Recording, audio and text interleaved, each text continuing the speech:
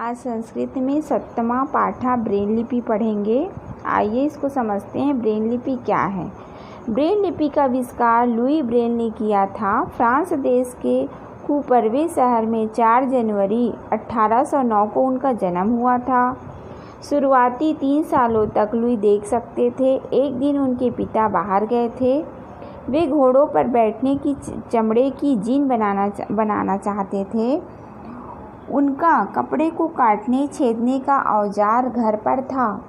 उसी में एक नुकीला सूजा था। खेल खेल में लुई उससे चमड़े को छेद करने की कोशिश कर रहे थे। सूजा फिसला और लुई की एक आंख में जा लगा। फिर चोट पर असर उसकी दूसरी आंख पर फैल गया। लुई के पिता ने लुई के लिए एक पतली छड़ी बना दी थी। धीरे धीरे लुई ने छड़ी की मदद से टटोल कर चलना सीख लिया। वे छूकर सूंघकर सुनकर चीज़ों को पहचान लेते थे। थोड़े दिनों के बाद उन्हें पेरिस शहर के नेत्रहीन बच्चों के एक स्कूल में दाखिला मिल गया। शाम को लुई ने संगीत और पियानो बजाना शुरू किया। उन दिनों नेत्रहीन बच्चों के लिए किताब बनाने के कई प्रयास हो रहे थे। कागज़ की पट्टी पर छेद करके एक अनोखी लिपि खोजी गई। कागज़ को पलटकर उभरी हुई बिंदुओं को छूकर पढ़ा जा सकता था। उसको बेहतर बनाने के काम में लुई जुट गई। लुई ने फ्रेंच भाषा की रोमन लिपि के सभी 26 अक्षरों की उभरी हुई 6 बिंदुओं वाले नमूनों को बना डाले। उन बिंदुओं को छूकर पढ़ना लिखना संभव था। यही ब्रेल लिपि नाम से प्रसिद्ध हुई। 6 जनवरी 1852 को लुई ब्रेल का देहांत हुआ, लेकिन आज तक ब्रेल लिपि काम में आती है। ब्रेल लिपि में किताबें छपती हैं। कंप्यूटर आने के बाद से उस पर पढ़ना लिखना और अधिक आसान हो गया। प्रस्तुत पाठ में आए नीलेश जैसे बच्चों की विशेष आवश्यकता है। वह देख नहीं सकता। उसको पढ़ने लिखने के लिए खास उपकरण की ज़रूरत होती है। यह उसका अधिकार है। इस पाठ में नीलेश और उसके मित्र धनुष का संवाद है।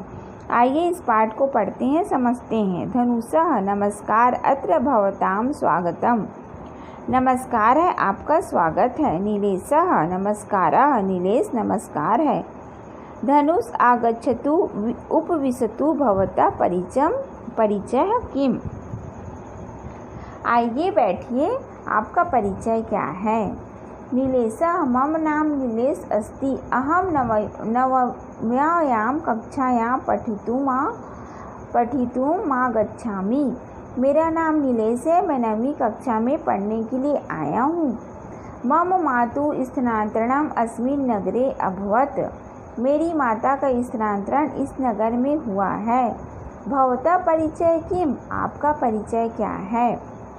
धनुषः मम नाम धनुष। अहमपि नवम्यां कक्षायां पठामि, किन्तु महादर्शाचार्य भवान् कथं पठति।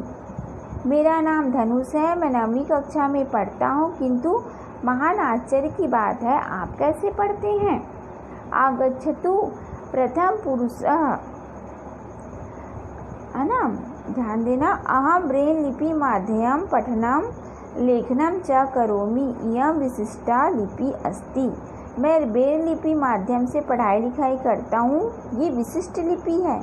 आगच्छतु, है ना, ध्यान देना यहाँ पे। धनुषः अति शोभनम, मतलब अत्यंत सुंदर है। अगला पैराग्राफ देखना।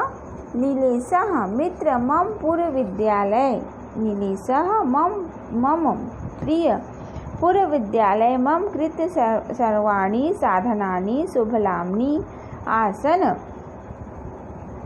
मित्र, मेरे पूर्व विद्यालय में मेरे लिए सभी साधन सुलभ थे।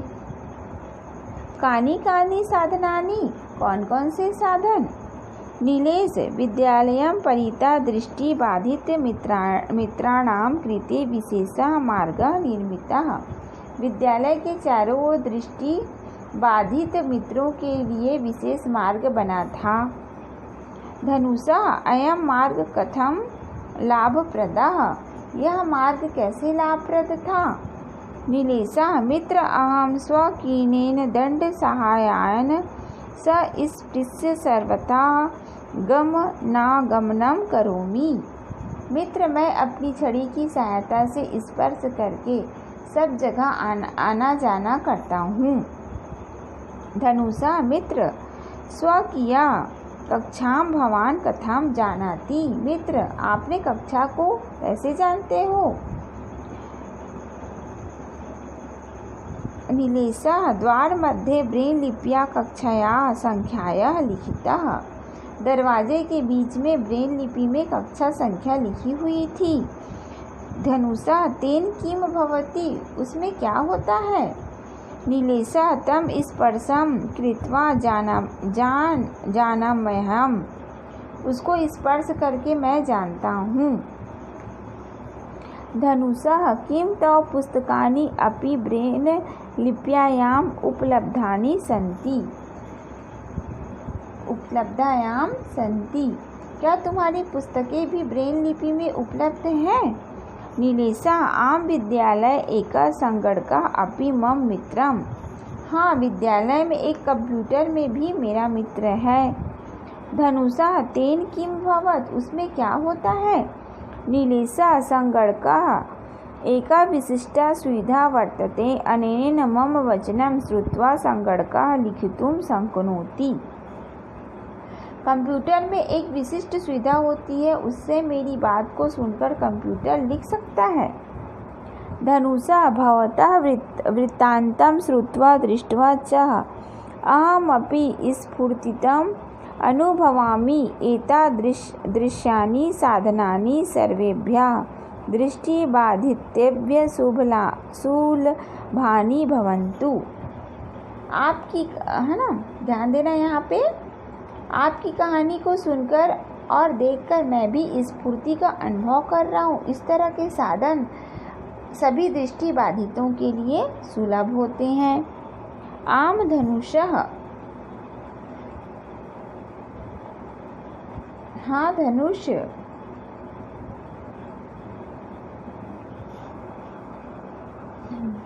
धनुष अस्माकं विद्यालये विविधारोपकरणानि न सन्ति। हमारे विद्यालय में विभिन्न उपकरण नहीं हैं। नीलेशः तत् किं कर्तव्यम्, तब क्या करना चाहिए? धनुषः वयं सर्वे छात्राः आवेदनं कुर्याम यत् अस्माकं विद्यालये समुचिता व्यवस्था भवेत्, तथैव अस्माकं मित्राणां विशेष आवश्यकतायाः पूर्ति भविष्यति। नीलेशः उत्तम विचारः तव। हम सभी छात्र आवेदन करते हैं कि हमारे विद्यालय में समुचित व्यवस्था होनी चाहिए, तभी हमारे मित्रों की विशेष आवश्यकताओं की पूर्ति होगी। नीलेश, उत्तम विचार है तुम्हारा। इस प्रकार इस पाठ का अर्थ कंप्लीट हुआ। इसका अर्थ आप लोगों के पास PDF के माध्यम से भेज दिया जाएगा।